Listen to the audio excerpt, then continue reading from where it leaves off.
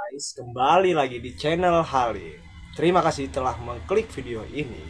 Kita akan mengisahkan sebuah kisah nyata, yaitu berjudul Jalangkung. Mari kita saksikan kisahnya. Malam itu sunyi di sebuah rumah tua di pinggiran kota Semarang. 5 orang mahasiswa berkumpul untuk mengerjakan tugas kelompok. Rumah itu adalah milik kakek dari Ardi. Salah satu dari mereka, rumah tua peninggalan Belanda itu memang sering kosong, dan menurut Ardi tempat itu cocok untuk belajar tanpa gangguan. Namun seperti biasa, malam itu tugas hanya menjadi alibi. Di balik gelak tawa dan kopi hitam yang menguap di atas meja, mereka lebih banyak bercanda dan mengobrol. Hingga kemudian seseorang mengusulkan sebuah ide mengubah malam itu selamanya. Ada yang pernah main jalangkung nggak? Tanya Wira, dikenal paling usil. Alia langsung mengernyit, ngaco, itu mainan setan. Ah, katanya lo pemberani, goda Fadli. Ardi yang tadi hanya diam pun muka mulut. Dulu kakekku pernah bilang, jangan mainin itu di rumah ini. Katanya dulu pernah ada yang kerasukan. Serius loh, potong Rika, yang tampak mulai penasaran. Wira bangkit dan membuka tasnya. Ia mengeluarkan spidol, kardus, dan benang. Kebetulan nih, gue udah siapin semuanya. Iseng aja, kita cuma manggil, gak usah percaya.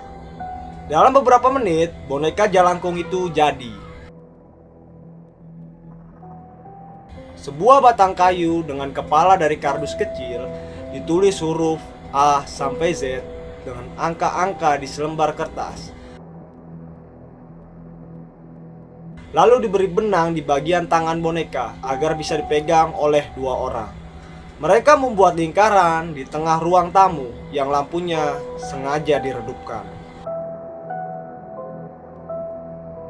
Wira dan Fadli memegang boneka itu, lalu bersama-sama mereka mengucapkan mantra yang Wira cari di internet. Jalangkung, jalangkung, datang tak dijemput, pulang tak diantar. Suasana mulai berubah, udara di dalam rumah mendadak dingin. Rika menarik selimut, sedangkan Alia terus memandangi boneka itu dengan gugup. Kalau ada roh yang datang, gerakin tangan boneka ke huruf ya, bisik Fadli setengah bercanda. Tak ada yang terjadi selama 2 menit. Tapi saat Wira mengulang mantra itu, untuk ketiga kalinya boneka itu mulai bergerak. Semua terdiam. Benang yang mereka pegang gemetar pelan. Boneka itu yang semula diam mulai bergerak perlahan ke huruf S. Gue gak gerakin, ujar Fadli cepat. Hah, aku juga enggak, balas Wira dengan wajah pucat. Mereka membiarkan boneka itu terus bergerak. Satu persatu huruf dieja Sari atau S-A-R-I. Sari, Rumah Rika. Siapa itu? Boneka itu tiba-tiba berhenti, lalu dengan cepat berputar ke arah kanan. Alia menjerit. Wira langsung melepaskan boneka, namun benang itu seperti melekat di jarinya, tak bisa dilepas. Fadli coba menarik tangannya, tapi seolah kekuatan yang menahannya. Tiba-tiba terdengar suara tangisan pelan dari arah dapur. Dengar itu, seru Alia panik. Tangisan itu makin jelas, seperti suara anak perempuan menangis pelan. Rumah yang tadinya sunyi kini berubah menjadi menakutkan. Rika menyalakan lampu, tapi saklarnya tidak berfungsi. Listrik tiba-tiba padam. Udah, hentikan ini, teriak Ardi sambil mencoba menarik boneka itu dari tangan Wira. Begitu boneka itu terlepas dan terjatuh ke lantai, tangisan itu menghilang, semuanya terdiam. Udara dingin perlahan berubah kembali seperti semula, tapi sejak saat itu, rumah itu tidak lagi sama. Malam itu mereka tidur dalam satu ruangan, namun tidak ada yang benar-benar bisa terlelap. Wira mengaku mendengar suara seseorang memanggil namanya berulang-ulang di dekat telinganya. Fadli bermimpi tentang seorang perempuan berambut panjang yang duduk menangis di pojok ruangan. Keesokan paginya, ketika mereka ingin membuang boneka itu ke tempat sampah di luar, mereka mendapati sesuatu yang mengerikan. Boneka jalangkung itu basah kuyup, seperti direndam air semalaman. Padahal semalam rumah dalam keadaan tertutup dan tak ada hujan. Lebih mengerikannya lagi, di bagian kardus tertulis satu kalimat baru dengan tinta yang bukan mereka pakai. Aku belum pulang. Pagi itu, suasana rumah tua Ardi terasa lebih mencekam dari sebelumnya. Udaranya lembab, aroma tanah basah memenuhi hidung mereka. Dan boneka jalangkung yang basah kuyup masih tergeletak di lantai teras. Gue yakin kita nggak naruh dia di luar, tapi kok basah? Tanya Rika pelan. Dan tulisan itu siapa yang menulis? Fadli menatap boneka itu ngeri. Ardi tampak bingung. Malam tadi semua pintu dan jendela terkunci, nggak ada yang bisa masuk. Aku belum pulang, pulang Alia Riri. Membaca tulisan dari kardus itu, artinya dia masih di sini. Wira yang sejak pagi terlihat paling gelisah akhirnya berkata, udah kita bakar aja bonekanya, habisin siapapun dia biar pergi. Mereka semua setuju. Dengan sedikit bensin yang mereka temukan di gudang, boneka jalangkung itu dibakar di halaman belakang. Api menyala cepat, melahap kardus dan benang. Semua menatap api itu dengan tegang, berharap semuanya akan berakhir di situ. Namun malam itu berkata lain. Sekitar pukul 10 malam, mereka memutuskan tidur lebih awal. Tapi satu persatu mengalami kejadian aneh. Alia bermimpi dirinya berada di dalam sumur. Di sana ada sosok anak perempuan dengan rambut menutupi wajah, mengenakan baju putih lusuh, menduduk menangis. Anak itu berkata dalam mimpi, "Ajak aku pulang, aku masih di sini." Saat Alia terbangun, tubuhnya dingin dan basah. Spontan dia menjerit. Semua langsung bangun, pakainya benar-benar basah, seolah dia habis diceburkan ke dalam air. "Gak mungkin, ini gak mungkin," teriaknya panik. Sementara itu, Wira melihat sosok perempuan berdiri di depan cermin kamar. Dia pikir itu bayangannya, tapi sosok itu tidak menirukan gerakannya. Saat Wira menyalakan lampu, cermin itu pecah sendiri di dalam.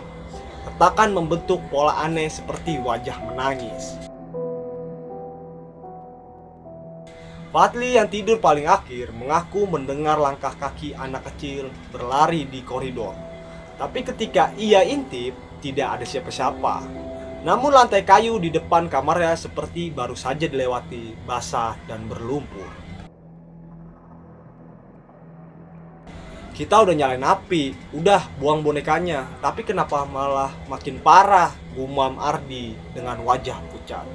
Rika menatap mereka semua. "Gua rasa ini bukan tentang bonekanya, tapi tentang dia, tentang Sari." Keesokan harinya, mereka sepakat untuk mencari tahu siapa Sari. Ardi menghubungi kakeknya lewat telepon, menanyakan apakah nama itu ada kaitannya dengan sejarah rumah tersebut. Berapa jam kemudian, sang kakek menelpon balik. Suaranya pelan dan berat. "Nama itu tidak asing." "Kakek kenal?" tanya Ardi penasaran. "Dulu tahun 1970-an, ada kejadian tragis, anak perempuan hilang di sumur belakang rumah. Namanya Sari, usianya baru 7 tahun. Sampai sekarang jasadnya nggak pernah ditemukan." "Sumur belakang rumah?" "Iya," jawab sang kakek. Dan sejak kejadian itu, setiap malam Jumat sering terdengar suara tangisan dari arah sumur. Makanya sumur itu ditutup sama ayahku pakai semen. Semua terdiam. Wira menoleh ke arah jendela, melihat ke belakang rumah. Di sana memang ada sebuah sumur tua yang kini hanya berupa lingkaran semen kusam tertutup rapat. Ia merinding. Malam ini malam Jumat. Menjelang malam, mereka memutuskan untuk berdoa bersama dan tidak memisah di kamar masing-masing. Semua berkumpul di ruang tengah, lampu dinyalakan terang dan televisi dibiarkan menyala agar ada suara. Namun pukul 2 dini hari, listrik padam. Gelap gulita. Alia mulai gemetar. Kenapa selalu jam segini? Langkah kaki kembali terdengar, namun kali ini lebih berat. Seperti ada yang berjalan perlahan dari dapur menuju ruang tengah. yaitu berbunyi tok, tok, tok, tok. Langkah berhenti di depan pintu ruang tengah. Pintu itu mulai bergetar seolah ada sesuatu di balik yang ingin masuk. Mereka semua menahan napas. Wira menggenggam tasbih yang baru saja ia temukan di lemari kakek Ardi. Lalu terdengar suara, "Pulangin aku." Pintu terbuka pelan, tapi tak ada siapapun di sana. Namun di lantai, tepat di depan pintu, ada jejak anak kecil. Penuh lumpur mengarah ke arah mereka. Dan tepat di tengah ruang tamu, berdiri boneka jalangkung. Utuh, basah, dan kali ini menangis.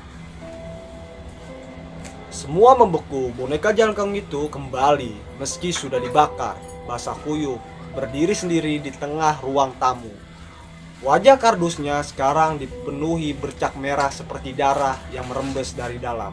Tangisannya lirih, memecah malam yang sudah terlampau dingin. Alia berteriak histeris dan mundur ke sudut ruangan. Fadli menarik tasnya dan mencari korek, berniat membakar boneka itu sekali lagi. "Jangan," bentak Ardi tiba-tiba. "Kalau kita bakar lagi, dia bakal lebih marah." Semua memandang Ardi bingung. Ia menunduk lalu berkata, "Kakek menelpon tadi sore tadi. Aku lupa bilang, katanya roh anak itu nggak bisa dibakar atau diusir. Dia terikat di tempat ini, terikat sama sumur tua di belakang rumah." Wira menatap boneka itu. "Jadi kita harus ke sumur itu?" "Ya," jawab Ardi lirih. "Kita harus kembalikan dia belum pulang." Pukul 3 dini hari, mereka keluar menuju sumur tua di belakang rumah. Langit mendung, angin kencang berhembusan seperti memperingatkan mereka agar tidak melanjutkan. Tapi mereka tahu tidak ada jalan kembali. Di bawah cahaya senter ponsel, mereka berdiri di depan lingkaran semen yang menutupi sumur tua itu. Bekas tambalan semen sudah retak-retak, sebagian berlubang kecil. "Ini dia," kata Ardi. "Disinilah Sari hilang." Wira memegang boneka jalangkung itu dengan tangan gemetar. Tangisannya lirih masih terdengar. Kali ini seperti berasal dari dalam sumur. Tangisan yang sama seperti malam-malam sebelumnya. "Aku belum pulang." Alia mulai menangis, bukan karena takut, tapi karena dia iba. Dia anak kecil, dia cuma mau pulang. Rika yang sejak awal pendiam, akhirnya melangkah maju. Ia menoleh ke yang lain. "Kita nggak bawa bonekanya ke sini, letakkan di atas sumur. Kita kirim dia pulang dengan doa." Fadli membuka aplikasi Murotol di ponselnya, memperdengarkan ayat-ayat suci. Ardi memimpin doa sederhana, mengirimkan niat tulus agar arwah Sari diterima dan dilepaskan dari dunia ini. Wira dan Alia meletakkan boneka jalangkung itu perlahan di atas sumur. Tangisan tiba-tiba berhenti. Angin yang tadinya berhembus deras mendadak hilang. Udara menjadi tenang seolah waktu membeku. Lalu dari dalam sumur terdengar satu suara terakhir, pelan, sendu, namun penuh kelegaan. "Terima kasih." Boneka jalangkung itu terjatuh sendiri ke dalam sumur melalui celah semen yang retak. Seketika sumur itu mengeluarkan suara gemuruh pelan lalu diam. Semua terdiam, tidak ada yang berbicara, tapi mereka tahu Sari telah pergi. Keesokan harinya mereka memutuskan meninggalkan rumah lebih cepat. Ardi mengunci rumah rapat-rapat dan berjanji pada kakeknya untuk tak pernah bermain jalangkung atau hal-hal memanggil roh lainnya yang di sana. Mereka semua berubah setelah kejadian itu. Wira menjadi lebih religius, Alia jadi lebih peka terhadap hal-hal gaib, Fadli berhenti bercanda soal hantu, Ardi menolak kembali ke rumah tua itu, dan Rika, ia mendaftar menjadi relawan pemulasaran jenazah, seolah ingin membantu arwah lain pulang, seperti Sari. Meski kejadian itu telah berlalu bertahun-tahun, mereka masih sering bermimpi tentang Sari. Namun kini, Sari selalu tersenyum dalam mimpi mereka, tanpa tangisan, tanpa luka, dan tanpa rasa takut. Ia sudah pulang, dan mereka tidak pernah memainkannya jalangkung lagi. Oke, kisah jalangkung ini cukup sampai di sini. Tamat. Oke, terima kasih buat kalian. Jangan lupa di like dan subscribe. Untuk video horor lainnya, kita tunggu selanjutnya. Alim Ujtim. Uch, uch, uch. Ya.